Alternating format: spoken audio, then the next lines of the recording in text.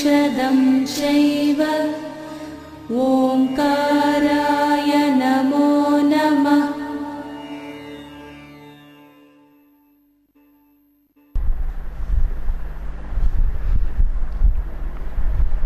ఆధ్యాత్మికంగా మనం ముందుకు వెళుతున్నామా అనేటటువంటిది భగవద్గీత అర్థం చేసుకుంటున్నాము. భగవద్గీత అవగాహన పెరిగింది. దానిలో ఉన్నటువంటి పరమార్థమేదో అర్థమవుతుంది. అది ఆచరిస్తున్నాము. అయితే ఆధ్యాత్మికంగా మనం ముందుకు వెళుతున్నామా లేదా అనేటటువంటి ఆధ్యాత్మికంగా ముందుకు వెళ్ళటం అంటే ఏమిటి? నిజానికి ఆత్మభావనతో ఉండటమే, ఆత్మానుభూతితో ఉండటమే అనేది. ఆ అనుభూతి అనేటటువంటిది యతో వాచో నివర్తంతే అప్రాప్య మనసా సహా. ఏ ఇంద్రియము కూడా అనుభూతిని పసిగట్టలేదు అనేది మనకు తెలుసు. మనసు కూడా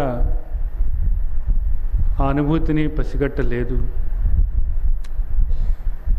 అయితే మనసు నిశ్చలమైనప్పుడు మనం పొందేటటువంటి ఆ అనుభూతి ఏదైతే ఉందో ఉన్నది అదే. అది ఆత్మానుభూతి అన్నది మనం చదువుకుంటున్నాము. ఆ శాంతి అన్నది అనుభవంగానే ఉంటుంది నిజానికి. అయితే మనస్సు వచ్చి రకరకాలైనటువంటి ఆలోచనలతో మనం ఉన్నప్పుడు, ఈ ఆలోచన ప్రవాహంలో కొట్టుకుని పోతూ ఉన్నప్పుడు ఆధ్యాత్మికంగా అసలు మనం ముందుకు వెళుతున్నామా లేకపోతే ఇదంతా కూడా మన భ్రమేనా అన్నది. భగవద్గీత పరమశాంతి కలుగుతుందని చెబుతుంది. ఆ పరమశాంతి ఏమిటో అన్నది మన మనస్సు ఏమో గ్రహించలేకపోతున్నది. అలాగే కాసేపు ధ్యానం చేస్తున్నాము, మంత్రం చేస్తున్నాము, అర్పణ చేస్తున్నాము, కాసేపు శాంతిగా ఉంది అనుకుంటున్నాము, మళ్ళీ అశాంతి కలుగుతూనే ఉంది అన్నది అనుభవానికి వస్తుంది. ఈ పరిస్థితుల్లో నిజానికి మనం ఆధ్యాత్మికంగా ముందుకు వెళ్ళగలుగుతున్నామా లేదా అనేటటువంటి ఆధ్యాత్మికంగా ముందుకి వెళ్ళాము అనేటటువంటిది మనకి నిదర్శన కానప్పుడు ఒకనాటికి మన మనసు మనల్ని ప్రశ్న వేయటం అనేది జరుగుతుంది. ప్రశ్నిస్తూనే ఉంటుంది మనసు అన్నమాట. ఏమని? ఇదంతా అసలు నిజమేనా? నిజానికి ఎందుకు వచ్చిన లంపటము అంటుందన్నమాట. ఏదో కొత్త దానిలో ఇరుక్కున్నామేమో అంతే తప్ప నిజానికి ఇది ఉపయోగంగా ఉందా అనేటటువంటి ప్రశ్న కూడా మనసులో రాకుండా ఉండదు, రావచ్చు. భగవద్గీత మనకిచ్చినటువంటి జ్ఞానం వల్ల బాహ్యమైనటువంటి పరిస్థితుల్లో మనం ఎలా ప్రవర్తిస్తున్నాము, ఏ విధంగా స్పందించుతున్నాము, ఏ దృష్టితో దాన్ని మనం తీసుకుంటున్నాము అనేటటువంటి విషయాలు మన మనసుకు తెలుస్తూనే ఉంటుంది. అనుభూతి అన్నదాన్ని మనస్సు, ఆత్మానుభూతి అన్నదాన్ని మనస్సు కొలవలేనప్పటికీ, మనస్సు తూకం వేయలేనప్పటికీ కూడా బాహ్యంగా మనం ఉన్నటువంటి పరిస్థితుల్లో మనం ఎలా ప్రవర్తిస్తున్నాము, ఏ దృష్టితో మనం ఆ పరిస్థితులను ఎదుర్కొంటున్నాము, ఏ విధమైనటువంటి ఆలోచనలతో ఉన్నాము అనేటటువంటిది మన మనస్సు గ్రహిస్తూనే ఉంటుంది. అది అనుక్షణము మనకు చెప్తూనే ఉంటుంది. ఇదిగో ఇలా ఉన్నావు అనేది మనకు చెప్తూనే ఉండటం అనేది జరుగుతుంది. భగవద్గీత మనకు ఏం చెబుతున్నది అన్నది, భగవద్గీత ఎలా ఉండాలని మనల్ని చెబుతున్నది అన్నది. భగవద్గీత అంతా కూడా మనం చూసినట్లయితే ముఖ్యంగా నీవు నిమిత్తము అన్నది అంతా కూడా ఆయన ప్రకారం జరుగుతున్నది అనే దృష్టి ఏర్పరచుకుని జరిగేటటువంటి ప్రతిదానికి కూడా నీవు సాక్షివి, జరిగేటటువంటి ప్రతిదానికి కూడా నీవు సాక్షివి. నీ మనస్సులో కలిగేటటువంటి ఆలోచనల దగ్గర నుంచి ఇక్కడ జరిగేటటువంటి ప్రతి క్రియాకలాపానికి కూడా నీవు సాక్షివై ఉన్నావు. సాక్షి చైతన్యమే నీవు ఆత్మవు అనేటటువంటి దృష్టి ఏర్పరచుకోమని మనకు శ్రీమద్ భగవద్గీత చెప్తుంది. అలాగే ఏ విషయం వచ్చినప్పటికీ కూడా ఇదంతా కూడా అశాశ్వతమైనటువంటిది, మారేటటువంటిది, కదిలేటటువంటిది, మరణించేటటువంటిది అనేటటువంటి దృష్టి పెట్టుకొని నీవు దానికి సాక్షివి అనేటటువంటి ఎరుకతో ఉండటమే నీవు చేయాల్సినటువంటిది అన్నది శ్రీమద్ భగవద్గీత మనకు చెప్తున్నది. మరి మనం అలా ఉండగలుగుతున్నామా అన్నది. జరిగేటటువంటి ప్రతిదాన్ని కూడా ఒప్పుకోవటం, యాక్సెప్టెన్స్. ఎందుకని? ఆయన ప్రకారం జరుగుతున్నది అన్నది మనకు స్పష్టంగా శాస్త్రాలన్నీ కూడా చెప్తున్నాయి. అలా చెప్తున్నప్పుడు మనం దాన్ని ఒప్పుకుంటున్నామా లేదా అన్నది. నిజానికి నిమిత్తంగా నీవు ఉండు, మయైవైతే నేత ఇతపూర్వమేవా అంటే ఇంతకుముందే నా చేత వాళ్ళు చంపబడ్డారు, నీవు నిమిత్తంగా ఉండు అనేటటువంటి మాట మనం ఎంతైనా అర్థం చేసుకోవాల్సి ఉంటుంది విశ్వరూప సందర్శన యోగంలో. ఈ విశ్వమంతా కూడా విశ్వేశ్వరుని దేహమే కాక మరేది లేదు. ఇక్కడ మనం కాలము అనుకుంటున్నటువంటిది భూత భవిష్యత్ వర్తమాన కాలాలు అన్నీ కూడా ఆయన స్వరూపమే కాక మరేది లేదు. కాలోస్మి లోకక్షయకృత్ ప్రవృత్తి అన్నప్పుడు ఇక్కడ ప్రతి కదలిక కూడా ఆయన ప్రకారమే జరుగుతున్నది అన్నది. అలాగే ఇక్కడ కనిపిస్తున్నటువంటి చరాచర సృష్టి అంతా కూడా పరమాత్మే, పరమాత్మ కాక ఏదీ లేదు. ఈ చరాచర సృష్టి అంతా పరమాత్మే, కాలము పరమాత్మే, కదలిక పరమాత్మే. చరాచర సృష్టి అంతా కూడా పరమాత్మే, కాలము పరమాత్మే, కదలిక పరమాత్మే, ప్రతి క్రియాకలాపము కూడా పరమాత్మే, పరమాత్మ కాక మరేం లేదు. ఓం తత్సత్ అనేటటువంటిది మనకు భగవద్గీత చెప్తున్నటువంటి విషయం.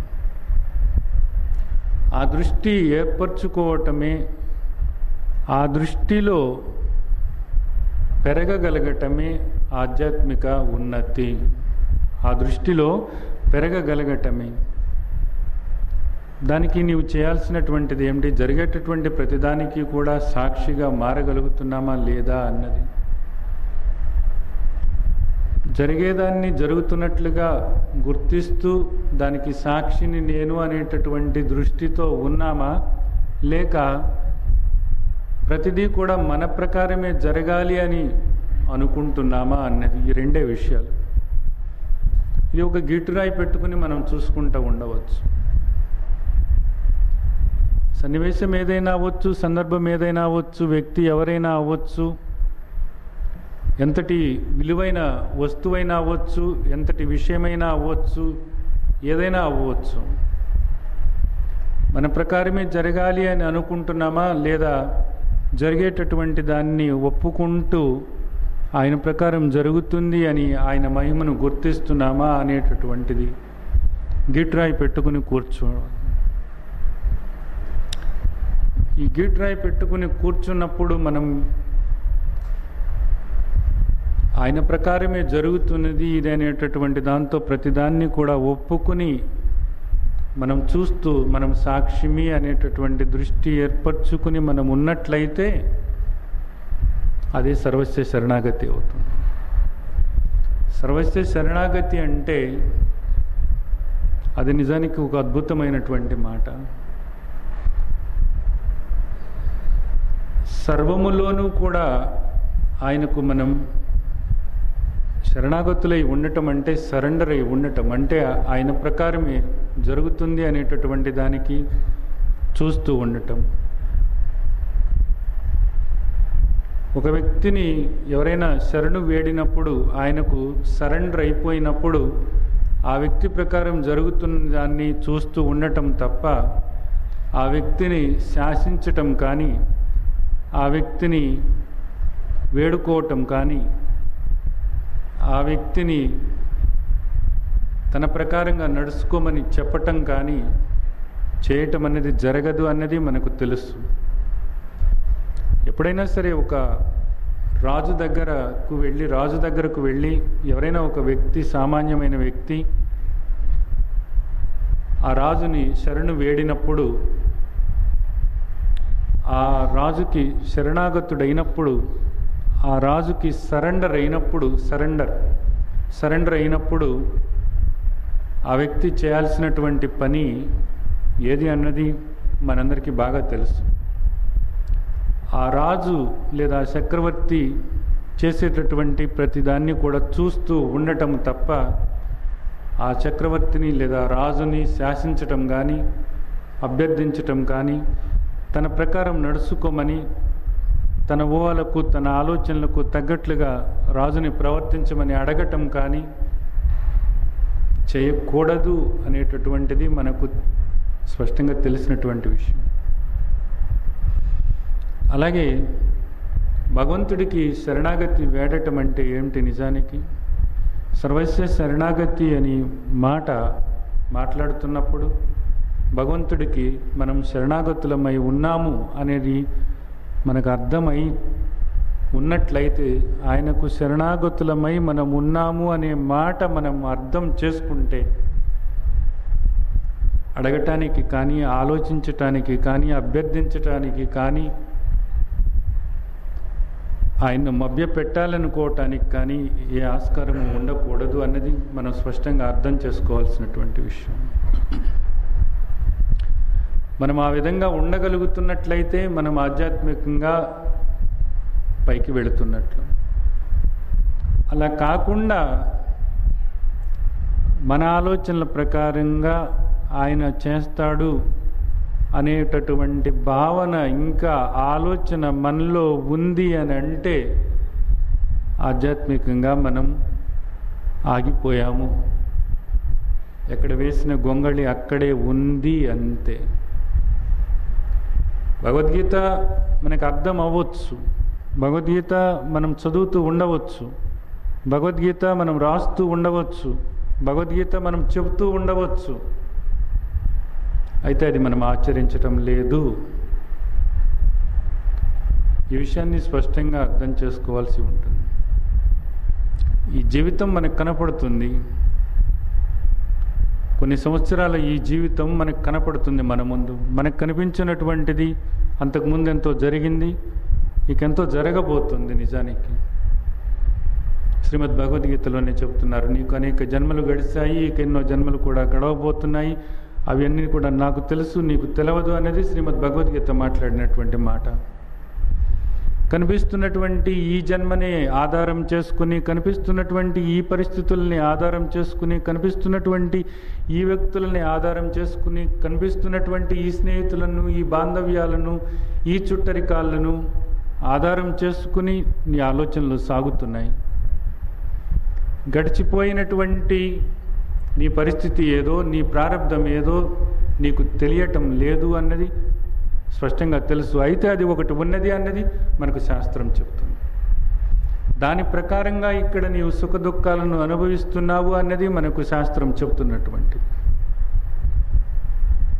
గడిచిన జన్మల తాలూకు ప్రారంభ ఫలితంగా ఇక్కడ నీవు సుఖ దుఃఖాలను అనుభవిస్తున్నావు అనేటటువంటిది మనకు శాస్త్రం చెప్తున్నప్పుడు దాన్ని మనం విశ్వసించుతున్నామా లేదా అనేటటువంటిది. వస్తున్నటువంటి సుఖమైన, వస్తున్నటువంటి దుఃఖమైనా సరే, ఏదైనా సరే ప్రారంధవశాత్తు మనకు వస్తుంది అనేటటువంటి భావన మనం ఏర్పరచుకున్నప్పుడు ఇది ఇలా ఉండాలి అని మనం ఎలా అడగగలం? నిజానికి ఆధ్యాత్మిక ఉన్నతి కోరే వాళ్ళ కోసం నేను మాట్లాడుతున్నాను. ఆధ్యాత్మిక ఉన్నతి కోరే వాళ్ళ కోసం నేను మాట్లాడుతున్నాను. అంతేకాని భక్తులము అనేటటువంటి భావనతో ఒక ముసుగు వేసుకుని వాళ్ళని వాళ్ళు మోసం చేసుకుంటున్నటువంటి వాళ్ళ కోసం కాదు నేను మాట్లాడుతున్నాను. ఒక ఉన్నతి మనకు కావాలి అని అనుకున్నప్పుడు సర్వస్వ శరణాగతి వేడాల్సింది, ఒప్పుకుని తీరాల్సిందే. ప్రతిదీ కూడా ఆయన ప్రకారం జరుగుతుంది అనేటటువంటి దాన్ని ఒప్పుకుని తీరాల్సిందే. అది ఎటువంటిదైనా సరే, ఏదైనా సరే, ఎవరైనా సరే. ఇది పరిస్థితి. నిజానికి మనం ఆ ఒప్పుగోలుతనము అనేటటువంటిది మనకు ఉన్నదా అన్నది, ఆ ఒప్పుగోలుతనము అనేటటువంటిది మనకు ఉన్నదా అన్నది, ఇది గీట్రాయి పెట్టుకుని చూసుకోవాల్సినటువంటి విషయం. ప్రతిదీ కూడా ప్రారబ్ధవశాత్తు జరుగుతుంది. ప్రతి ఒక్కరికి కూడా ప్రారబ్ధం ఉన్నది. ఇక్కడ ప్రతి ఒక్కరికి కూడా ప్రారబ్ధం ఉన్నది. ఎవరి ప్రారబ్ధాన్ని బట్టి వాళ్ళు సుఖదుఖాలను ఇక్కడ అనుభవిస్తున్నారు అనేటటువంటిది మనకు శాస్త్రం చెప్తున్నటువంటి మాట. దీన్ని ఒప్పుకోవటమే మనం చేయాల్సింది. ఆధ్యాత్మికంగా నిజానికి లేనిది ఏదో తెచ్చుకోవటం కాదు, ఏదో దర్శించటం అంతకన్నాను కాదు. ఉన్నదాన్ని ఒప్పుకోవటమే. ఉన్నది ప్రతిదీ కూడా ఆయన ప్రకారమే జరుగుతున్నదని, అంతా ఆయనే అని ఒప్పుకోవటమే ఆధ్యాత్మిక ఉన్నతి అనబడుతుంది. ఆధ్యాత్మిక ఉన్నతికి ఇంకొక అర్థమేమీ లేదు. అలాగే ఒక పరిస్థితి వచ్చినప్పుడు మనం ఎలా ప్రవర్తిస్తున్నాము అన్నది,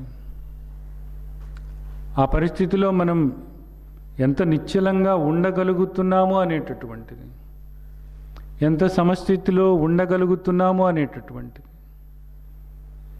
ఒక పరిస్థితి వచ్చినప్పుడు నిజానికి శాస్త్రం ఏం చెప్పిందో తెలియనప్పుడు, స్వయంగా భగవంతుడు ఏం చెప్పాడో మనకు తెలియనప్పుడు, ఒక పరిస్థితి మనకు అనుకూలంగా వచ్చినప్పుడు పొంగిపోవటము, ఒక పరిస్థితి మనకు విరుద్ధంగా వచ్చినప్పుడు కుంగిపోవటము, దుఃఖపడటము, అలజడి అశాంతి గురి అవ్వటము, ఇలాంటివన్నీ కూడా చేయటం అనేది మన అలవాటు. అనేక జన్మల నుంచి, అనేక సంవత్సరాల నుంచి, ఈ జన్మలో అనేక సంవత్సరాల నుంచి మనం ఏర్పరచుకున్నటువంటి ఈ అలవాటు నుంచి మనం ఎంత బయటపడ్డాము అనేటటువంటిది ఒక గీటురాయి.